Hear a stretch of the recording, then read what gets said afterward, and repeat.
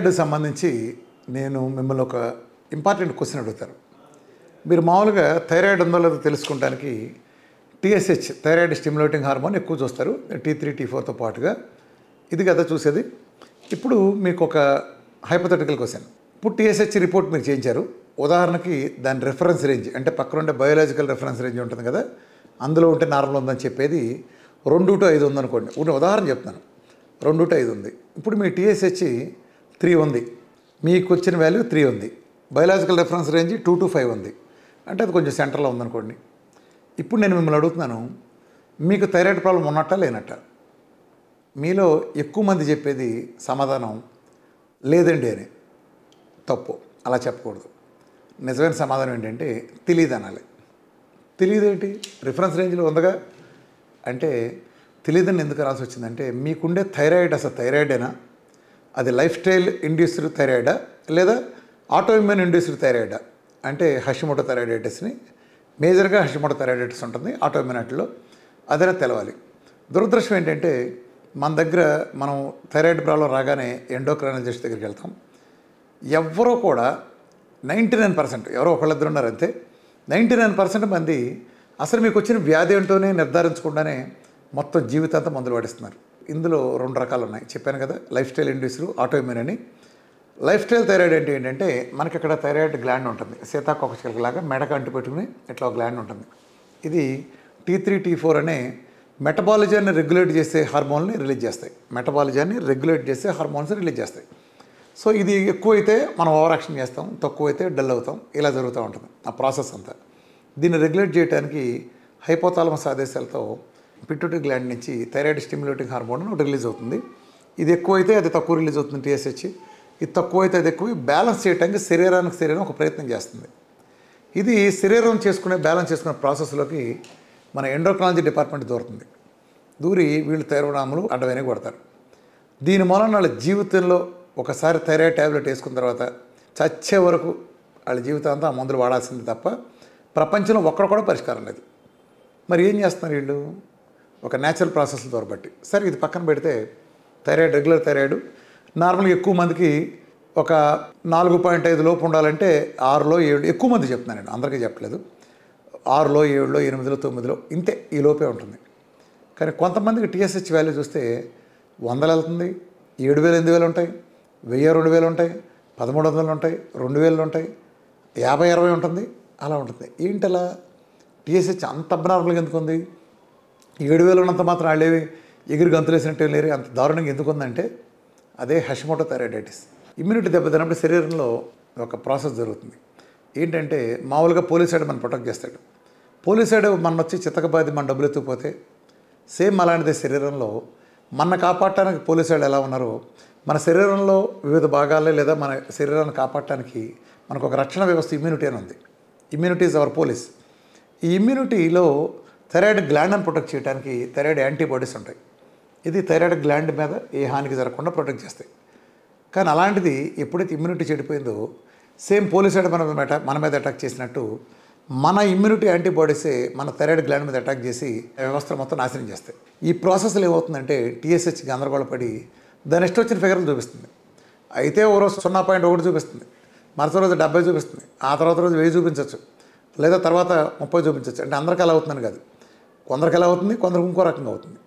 ఈ ప్రాసెస్లో ఎండోక్రైనాలజిస్ట్ దగ్గర తప్పు ఏంటంటే వీళ్ళు దీన్ని టెస్ట్ చేయడమే, థైరాయిడ్ టెస్ట్ చేసినప్పుడే ఆ టీఎస్హెచ్ T3 T4 మ్యాక్సిమం చేసేది తప్ప యాంటీబాడీస్ జోలికి అసలు వెళ్ళరు. 20 ఏళ్ళు 25 ఏళ్ళు 30 ఏళ్ళ నుంచి ఉన్న వాళ్ళు కూడా హషిమోటో థైరాయిడైటిస్ అనేది కన్ఫర్మ్ చేయడం కోసం వీళ్ళు అసలు పరీక్ష చేయాలన్నా మరి నాలెడ్జ్ ఉండదో, చేసినా మనం చేయలేమని, ఏమీ చేయలేసేది ఏం లేదు అని చెప్పించారో తెలియదు. సో వీళ్ళు ఏం చేస్తారంటే చేసే అతి భయంకరమైన పొరపాటు, టీఎస్హెచ్ హషిమోటో థైరాయిడైటిస్ ప్రాసెస్లో చాలా వేరీ అవుతుంది. అది పెరిగినప్పుడల్లా వీళ్ళు డోసు వేస్తారు. అంటే థైరోనాము అంతకుముందు 30-40 ఇచ్చేది కాస్త అకస్మాత్తుగా 200 చేసేస్తారు, లేదా అది పడిపోతే వెంటనే పడేస్తారు.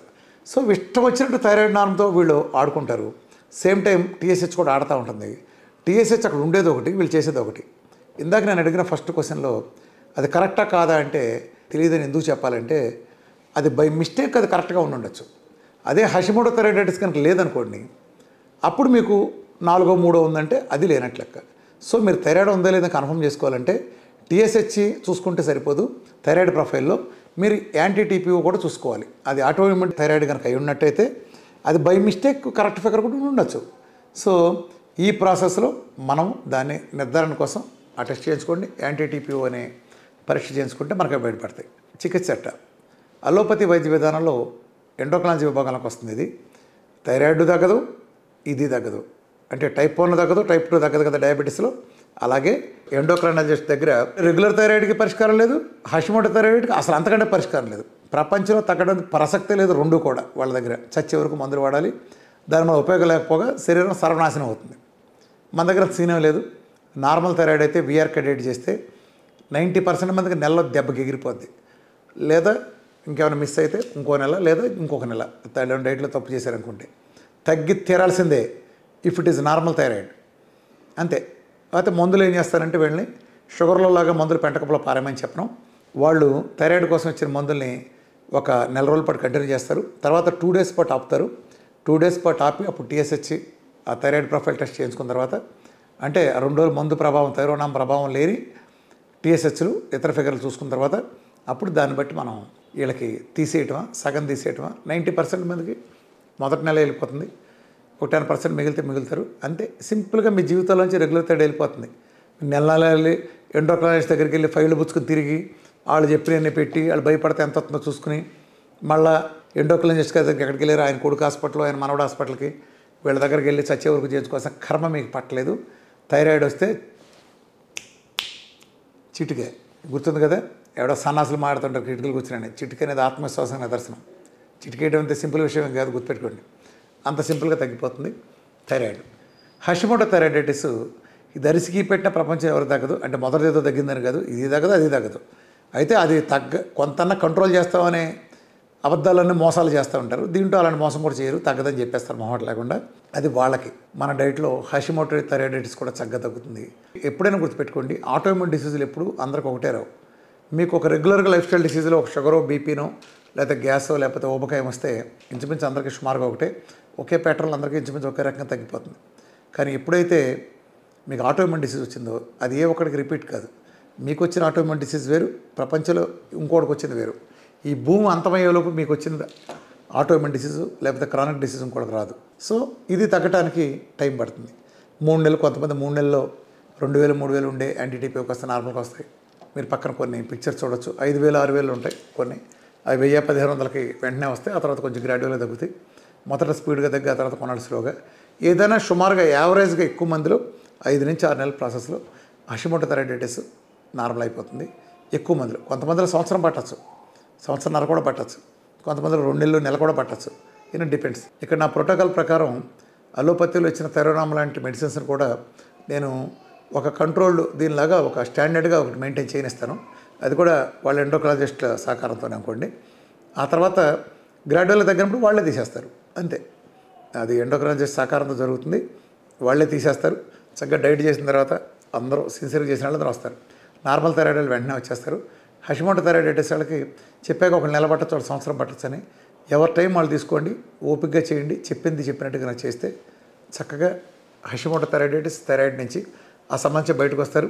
అది బయటకు వచ్చిన తర్వాత మీ మెటబాలిక్ యాక్టివిటీ కానీ అది కానీ అద్భుతంగా ఉంటుంది. సో ఆటోఇమ్యూన్ భయంకరమైన హషిమోటో థైరాయిడైటిస్ అయినా, లైఫ్ స్టైల్ జుడ్డులా వదలని రెగ్యులర్ థైరాయిడ్ అయినా సరే వీఆర్ క్రెడిట్తో దెబ్బకి మటాష్ అయ్యి తీరాల్సిందే. Thank you very much.